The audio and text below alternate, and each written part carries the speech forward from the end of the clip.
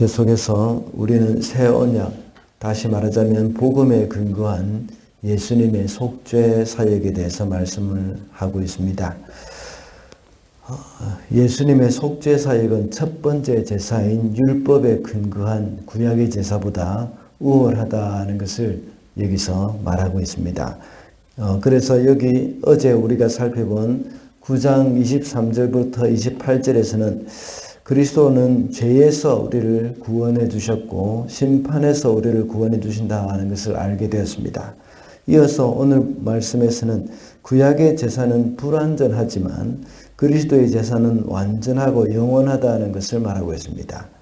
그 중에서 오늘 본문의 전반부에 해당되는 1절부터 4절에서는 구약 제사의 불완전함을 말하고 있고 5절부터 10절까지는 그리스도께서 당신의 몸을 들여서 새 언약을 세우셔서 성도를 거룩하게 하셨다고 말하고 있습니다. 그리고 오늘 본문의 마지막 부분인 11절부터 18절까지는 그리스도의 제사로 성도를 영원히 온전하게 하셨다는 말씀을 합니다. 이 모든 것은 그리스도의 제사로 말미암아 된 것입니다. 그래서 오늘은 그리스도의 제사라는 제목으로 말씀을 살펴보겠습니다. 첫째로 그리스도의 제사는 성도의 죄를 없애주었습니다. 4절과 18절입니다. 황소와 염소의 피가 죄를 없앨 수는 없습니다. 죄와 18절입니다. 죄와 불법이 용서되었으니 죄를 사하는 제사가 더 이상 필요 없습니다. 4절의 말씀 황소와 염소의 피가 죄를 없앨 수 없다고 말하는 이것은 이제 첫 번째 언약인 율법의 불완전성 이것을 말해주고 있는 겁니다. 그리고 18절의 말씀은 그리스도의 제사를 말하고 있는데 그리스도의 제사는 우리의 죄와 불법이 용서되었기 때문에 더 이상 제사가 필요 없다는 것을 말합니다.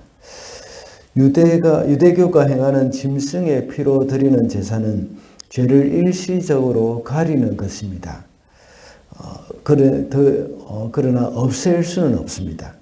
이것은 짐승의 피로 죄를 덮는 것입니다.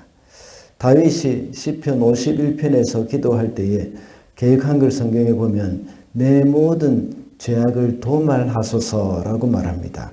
여기서 도말이라는 말은 그 죄를 덮어달라는 말입니다. 짐승의 피로 그 죄를 덮어버리는 겁니다. 이것만 해도 구약의 제사는 아주 대단한 역할을 하는 겁니다. 하나님 앞에서 죄를 가리우는 겁니다. 이것은 하나님이 죄를 보지 않는다는 그런 말이지 완전히 없앤다는 말이 아닙니다. 로마서 4장에서도 역시 바울은 구약시대의 다윗의 예를 들면서 불법이 사함을 받고 죄가 가리어짐을 받는 사람은 복이 있고 라고 말하고 있습니다. 하나님께 죄가 가리어짐을 받는 일이 있지만 그 죄를 없앨 수는 없습니다.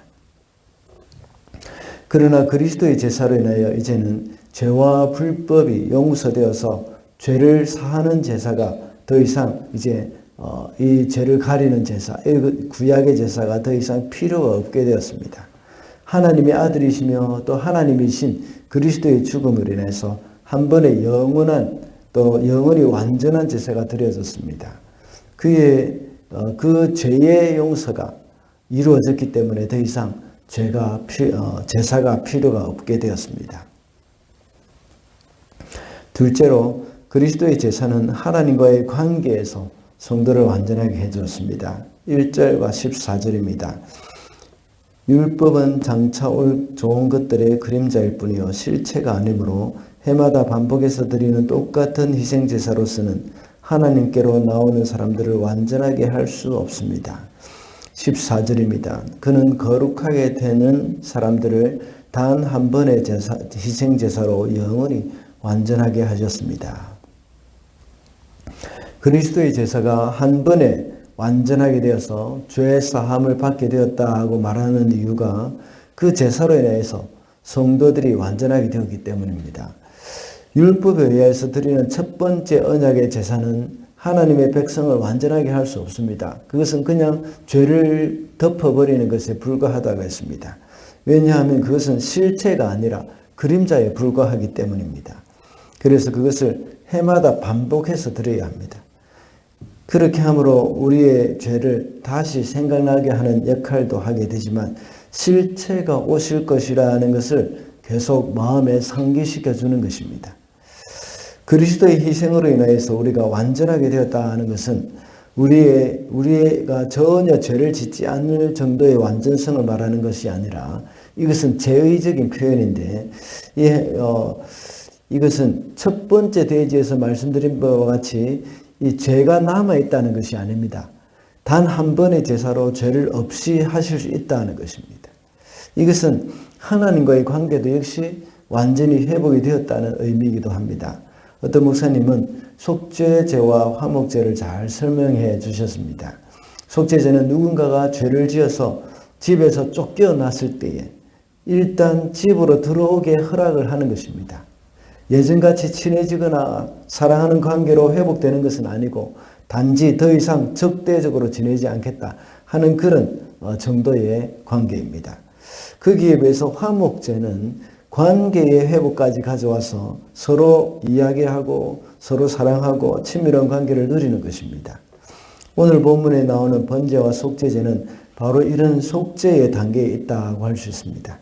물론 구약의 제사에서 화목제로 드리긴 했지만 하나님과의 친밀한 그런 관계를 여전히 누리지는 못했습니다. 왜냐하면 이 화목제는 나중에 오실 예수님의 이 역할로 말미암아서 화목제, 예수님께서 화목제로 이런 오셨다는 것을 이제 예표하는 것이죠. 이와 같이 속죄제도 역시 하나님 앞에 그 죄를 완전히 없애지 못하고 그냥 덮어버리는 것에 불과한 것처럼 화목제도 역시 앞으로 장차 예수께서 오실 그 화목제물로 오실 그 예수님을 예표로 하는 것이라고 볼 수 있습니다. 그래서 신약에서 사도 바울과 사도 요한도 역시 그의 서신서에 보면 예수님을 하나님의 화목제물로 삼으셨다고 말씀하고 있습니다. 이렇게 해서 그리스도의 제사는 우리 성도가 하나님께 드리는 완전한 제사가 되게 하셔서 하나님과의 관계까지도 완전하게 해주셨습니다. 예수님의 그 화목제로 인해서 우리와 하나님과의 관계도 역시 감정적으로도 아주 이렇게 화목하게 되어졌다는 것을 말씀합니다. 그러므로 우리는 날마다 하나님과의 친밀한 관계를 누리며 살아야 하겠습니다. 마지막으로 그리스도의 제사는 말씀을 성도의 마음에 새겼습니다. 16절입니다. 주님께서 말씀하신다. 그날 이후에 내가 그들에게 세워줄 언약은 이것이다. 나는 내 율법을 그들의 마음에 박아주고 그들의 생각에 새겨주겠다. 이 말씀과 동일한 말씀이 히브리서 8장 10절에도 나와 있습니다. 그때는 돌판에 새겨진 율법에 비교해서 하나님의 마음판에 새겨진 율법을 이렇게 말씀드린 적이 있습니다. 오늘 본문의 말씀도 역시 다르지 않습니다. 여기서도 역시 나는 내 율법을 그들의 마음에 박아주고 그들의 생각에 새겨주겠다 하고 말씀하고 있습니다. 여기서 마음이라는 말과 생각이라는 말에 좀 더 집중해서 설명을 하겠습니다. 마음이라는 말은 사람의 감정을 나타내는 단어입니다. 그리고 생각이라는 말은 사람의 이성을 나타내는 단어이죠.